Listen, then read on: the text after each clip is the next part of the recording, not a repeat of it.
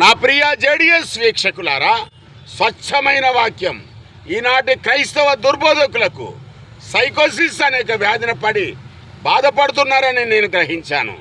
ఇలా ఎందుకు హెచ్చరిస్తున్నాను అంటే, సైకోసిస్ అనేక వ్యాధి గలవారు భ్రమపరిచే మాటలనే నిజాలని నమ్ముతారు. దృష్టి పెట్టి పరిశోధించి ఆలోచించలేరు. అసత్యాలనే సత్యాలని నమ్మి వాటిని తమ జీవితాలలో అమలు పరుస్తూ అదేవిధంగా బోధ కూడా చేస్తారు. వీరిని మార్చాలంటే మన వల్ల కాదు, కానీ దేవుడే వారికి భ్రష్ట మనసును ఇచ్చాడు. ఈ సైకోసిస్ అనేక వ్యాధి 95% క్రైస్తవులకు ఈనాడు ఉంది. ఎందుకు అని అంటే, యేసుక్రీస్తు ఎక్కడ కూడా దేవుడు అని చెప్పలేదు.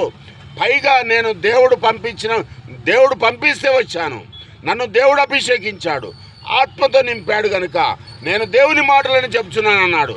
ఏమి అర్థమవుతుంది ప్రేమ దేవుని బిడ్డలారా? యేసు దేవుడు కాదని కదా. యోహాను 20:31లో దేవుని కుమారుడైన క్రీస్తుని నమ్మాలి, దేవుడని కాదు. మరి యొక్క వచనము ద్వితీ 4:39 యెహోవాయే దేవుడు, మరి యొక్క దేవుడు లేడని స్పష్టంగా తెలియజేస్తా ఉన్నాడు మోషే ద్వారా దేవుడు తెలియపరుచుకున్నాడు, నేనే దేవుడను.